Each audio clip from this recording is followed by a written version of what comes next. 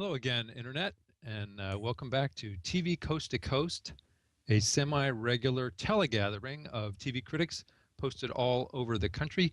Christy Turnquist in Portland is taking the week off, but we've got Mark Dawidziak in Cleveland and Vicki Hyman in New Jersey, and I'm Dave Walker with the Times-Picayune in New Orleans.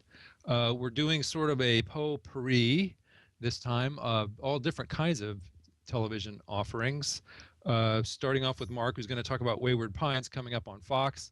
Vicki's going to talk about Bessie, a made-for movie that's going to air on HBO coming up. And I've got a really interesting period documentary that sort of ties into the ending of Mad Men.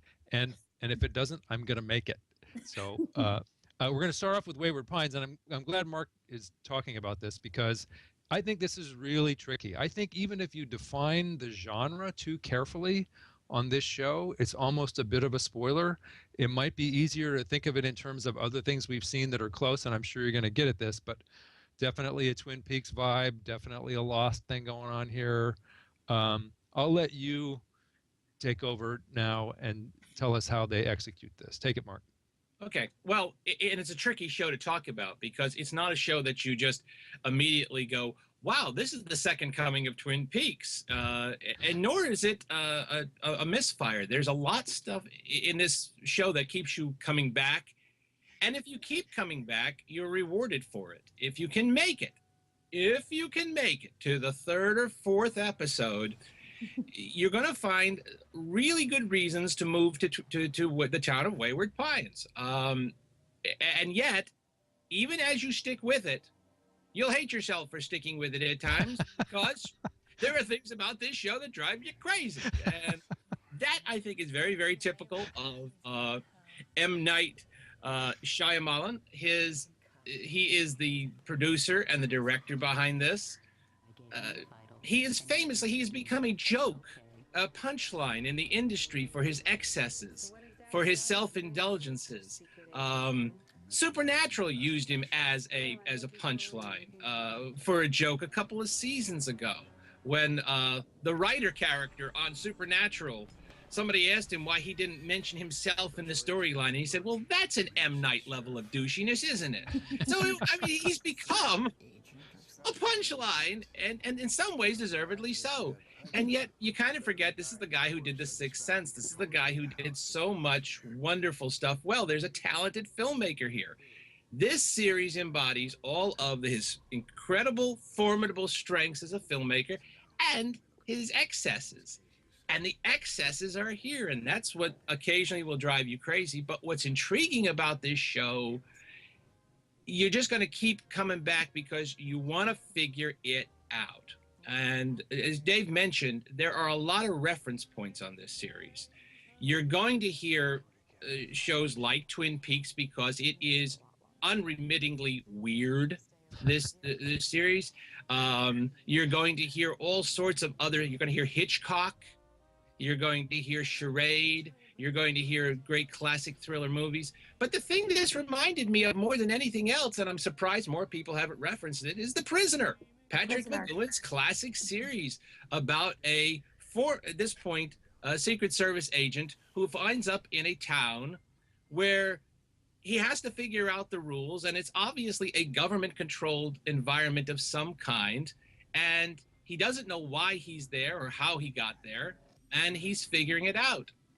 That's sort of what Wayward Pines is about. It starts with a Secret Service agent played by Matt Dillon, Ethan Burke, on his way to search for two missing agents. On the way, there is a tremendous car crash, and he wakes up in a hospital in a weird town called Wayward Pines. He wakes up to find a nurse, who's the scariest nurse not named Ratchet, played by the wonderful, I'm sorry, I'm blanking out. Melissa Leo. Melissa Leo is and it is a wonderful performance. That's one of the things that keep you coming back to the show is the level of performances. He finally gets out among the town, and everywhere he turns, he finds the town is not what he thinks it is. It looks like the perfect Stepford town. And indeed, He's there for a reason. We don't know what the reason is, and he is slowly trying to uncover. He meets a bartender named Juliette Lewis. Aha, but is she a bartender? Um, just wait and see. It has a wonderful supporting performance by Terrence Howard, who is just kicking butt in Fox's new hit Empire. He plays an ice cream loving sheriff in this. It's typical of the wonderful, lovely performances that are textured into this show. So I'm giving this show a qualified yes. I'm giving this show I liked it. It references so many things I already like, the sort of the genre of paranoia and mystery. But on the other hand, I know there are going to be a lot of people who will say this is typical M. Night self-indulgences. I would say, yes, you're right. I wouldn't argue with that assessment, but I'd also say it's also a lot of M. Night's strengths and brilliances too. So, Vicki, what did you think? Well, let's see. What did I think? I sat through 5 hours of it last night, so I kind of liked it. That's a very good sample, though. I was up until 2 o'clock in the morning because I was like, I'm going to find out what is going on here if it kills me. I did think that the first 2 episodes are going to be, it's going to be hard for, I think, some people to get past. It's uneven, and it's just not what the show turns out to be. And so I kind of feel it should have a warning, like, if you're going to watch this, you have to keep watching to the end of the 3rd episode. You have to, like, make that pact with yourself. So I am talking about something completely different. I'm talking about Bessie, which HBO is airing on Saturday night and starring Queen Latifah, New Jersey native. I got to speak to her for this. Lovely woman. Bessie has actually been Queen Latifah's passion project for more than 2 decades. She had been approached to star in the biopic early in her acting career when she was still more well known for her rapping than her acting, and certainly not yet for her beautiful voice, which she showed off in 2 albums of jazz standards in the 2000s.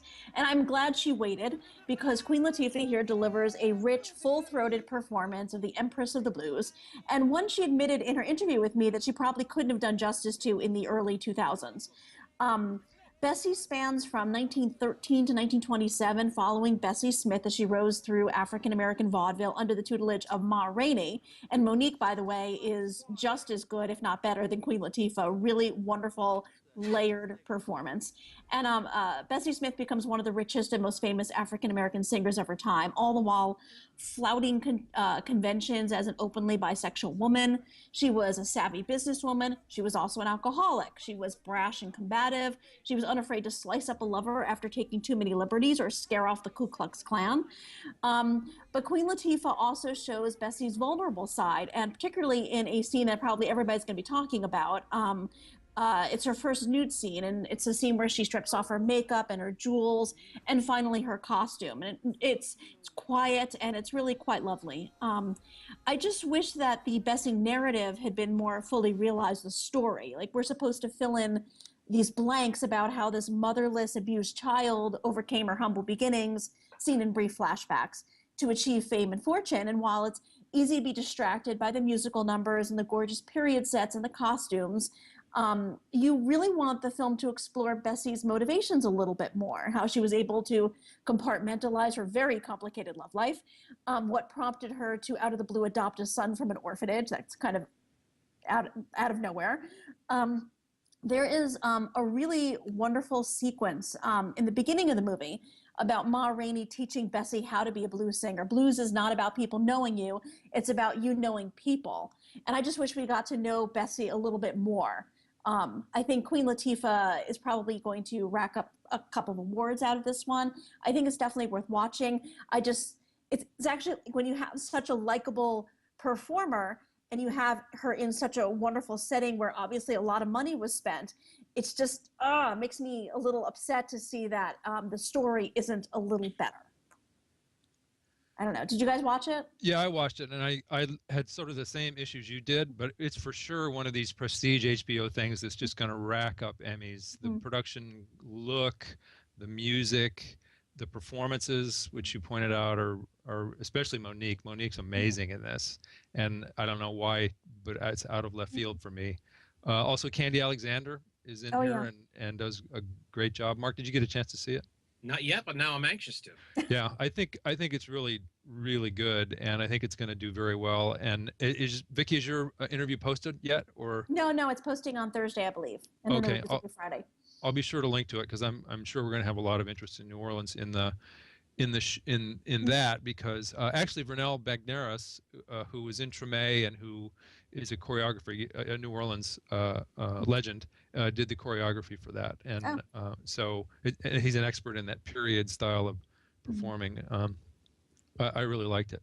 I'm going to pivot here and get onto my presentation. I wanted to yap about 1971, which is a documentary coming in. There's a My Market on Independent Lens on Monday, and the reason I like it right now, and this must be an accident, but I'm going to run with it anyway. But we're all talking about a show that's going to end on Sunday that's leaving its characters, unless there's some weird science fiction time jump. At about right at about the same time that the events depicted in 1971 happened, and this was a break-in by regular people, parents and teachers, but who were invested in the anti-war movement, who broke into a satellite FBI office in Media, Pennsylvania, stole some files and gave them to Congress and the media, to the Washington Post and other outlets, and it resulted in the revelations about the FBI's kind of black operation, spying and disrupting American activity, American anti-war activity. And it was a breakthrough on the level of what Edward Snowden has done in contemporary times. The film itself has recreations with actors, which sometimes is a stop the bus and let me off thing in documentaries, but it was a way to weave in sort of the look and the peril of the times, and certainly the peril to the people who did these break-ins. They're all interviewed in the piece now, in their senior years. For 40 years, they were undetected and undiscovered and unbusted. And this is, I think, the first time they've ever talked on film about what happened and how they lived. They weren't really underground. They just sort of went on with their lives. But always with sort of the threat of discovery. It was really an amazing, brave thing that changed history, that regular folks just pulled off. And I think it's part of this sort of mini-series of pieces that PBS has had in the last few weeks, Last Days in Vietnam and the Kent State documentary, that really immerses the viewer in a period that that I lived through and Mark lived through. Vicki, you're much too young. I was born in 1971. Right. But I think perfectly explains the importance of the events. This is one of that piece, one of that series of shows that I couldn't recommend more. It was haunting in some ways, but also really kind of stirring, and to tie it back into Mad Men, this is the world that Don Draper was really struggling to understand as his life and the decade changed through the course of that series. And, if he survives, you sort of wonder what he would think of what happens in this documentary. At any rate, I do. Anyway, that's it. We should probably head for the exits. Mark and Vicki, thanks so much for playing along, as always. Thank you, Internet, for watching, as always. And someone's going to be back here next week. I don't know who the trio will be. And I think probably talking about Mad Men. What do you guys think? Yes, if I'm young. Okay. There's a slight chance. Yeah, if we all cheat death between here and then, and Don Draper cheats death between here and then, that's what we'll be talking about. But for now, adios, everybody, and take care. Take care.